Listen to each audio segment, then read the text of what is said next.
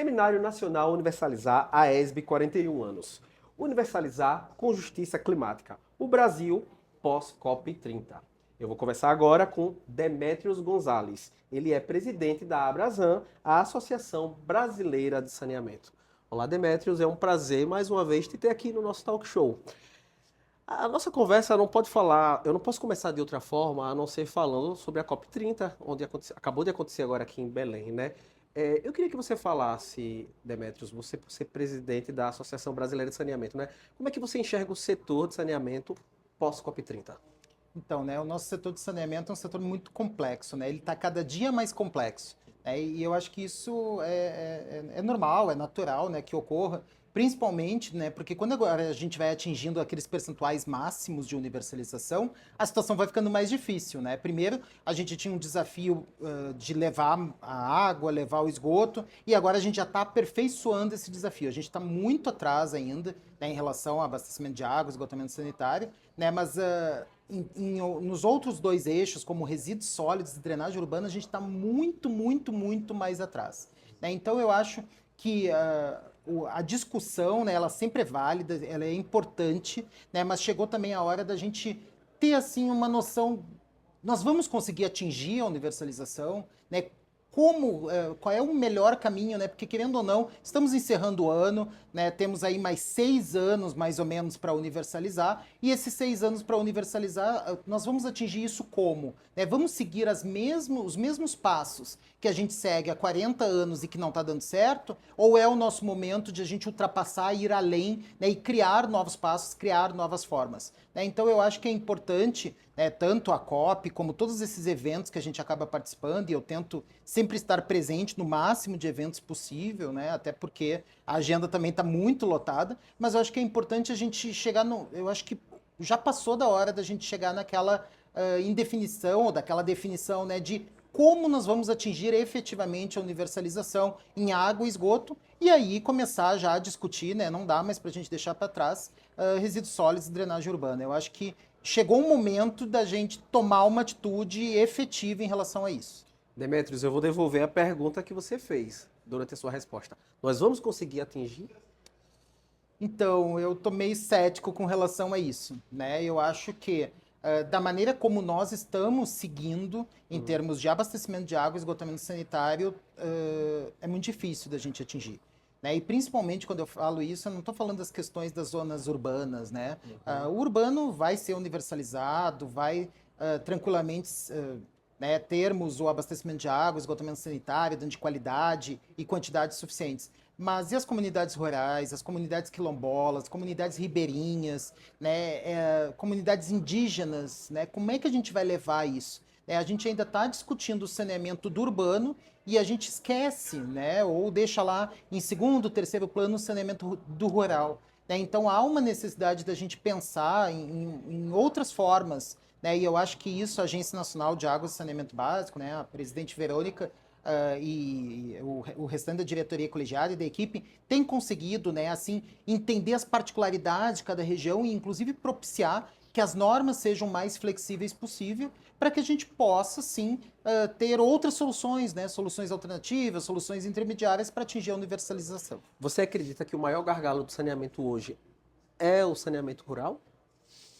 Eu acho que é o maior gargalo, né? Porque quando a gente vê, assim, principalmente concessionárias, né, estaduais, quase todas elas com seus contratos de programa, né, as suas contratualizações com os municípios atingem áreas urbanas e áreas contíguas, né? E a zona rural, ela está fora das concessionárias. Quando a gente vê serviços municipais de água e esgoto, os serviços municipais de água e esgoto focam muito na questão urbana, alguns deles focam na questão rural, mas está fora também a questão rural. E quando a gente fala de concessões privadas, foca essencialmente na zona urbana e a zona rural está lá delegada, né, renegada. Então, eu acho que há uma necessidade da gente avançar nessa discussão, né, e justamente eu acho que é o papel do regulador, né, também, a gente provocar outras soluções, outras alternativas, porque nós não vamos atingir os 99% de água na totalidade do território se não incluirmos as zonas rurais. Então, há uma necessidade de pensarmos soluções que atinjam essa população. não adianta tapar o sol com a peneira, não é? Não adianta colocar dados, números, se a gente efetivamente não conseguir levar água e saneamento para essas populações, como você falou, a população rural, E ainda ribeirinha. na questão da água, né, isso ainda é um pouquinho mais tranquilo, né, porque mesmo não tendo uma solução pública, né, de abastecimento de água, a grande parte da população tem poço ou tem as nascentes, né, e tudo. Agora, quando a gente fala de esgotamento sanitário, o desafio é Enorme, absurdo, é gigantesco. enorme, gigantesco mesmo, né, e aí vamos levar separador absoluto para todas as comunidades? Não há possibilidade. Então, a gente precisa sim discutir,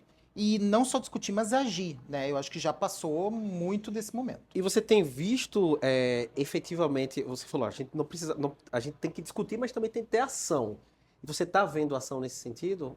Estou vendo algumas ações pontuais nesse Uhum. sentido, né? E principalmente, por exemplo, a gente vê no Nordeste essas ações ocorrendo bastante.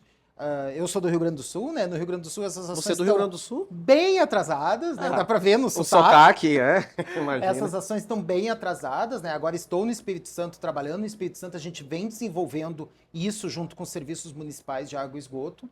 Mas o Nordeste tem, né? Por exemplo, o CISAR tem algumas ações que inclusive estarei nesse mês lá conhecendo, né? Entendendo essa realidade mais próxima, porque são ações que a gente poderia usar como benchmarking, né? E difundir, daqui a pouco, ao mesmo tempo que difundir, copiar. Né? Eu acho que a cópia, né, o aprimoramento e trazendo para a realidade de cada um dos estados, cada uma das comunidades, é perfeito. Então, existem algumas pequenas ações, mas essas ações elas precisam ser levadas para o macro. Né? Não dá para a gente só pensar nessas ações, no meu estado está resolvido. Tá, mas o teu estado está resolvido e do outro lado da rua, que é o outro estado, não está resolvido. Então, há uma necessidade de discutir isso no macro. Vamos fazer um exercício de futurologia agora. Como é que você enxerga o saneamento no Brasil daqui a 6, 7 anos? Eu enxergo que a gente vai estar discutindo ainda os mesmos temas e ainda discutindo como vai ser universalizado, porque isso já vem, né, sendo inclusive debatido, né, que não é mais 2033, a Uhum. lei permite 2040, daí daqui a pouco permite 2050, 60, 70 e assim vai. É assim como ocorreu, por exemplo, na questão dos resíduos, né, com o fim dos lixões e a construção dos aterros sanitários. Eu, infelizmente, não tenho assim, um pensamento muito positivo de que vai se atingir. Eu acho que nós vamos sim atingir nos grandes centros urbanos, que já é bastante, né? Já é uma solução, principalmente para diminuir a poluição dos corpos hídricos e tudo mais, né? Tanto a água como questões de esgotamento sanitário. Mas eu acho que ainda nós vamos ter regiões, né? Principalmente região norte, ainda com bastante dificuldade, a região nordeste com bastante dificuldade. Eu acho que a universalização ela vai ser sul-sudeste, talvez um pouquinho uma parte do centro-oeste, mas o resto do Brasil, ou grande parte do Brasil, ainda não vai estar atendido. Sua fala é bastante cética quando você fala, né, que daqui a 6, 7 anos você acredita que a gente ainda vai estar discutindo, mas eu acho que é importante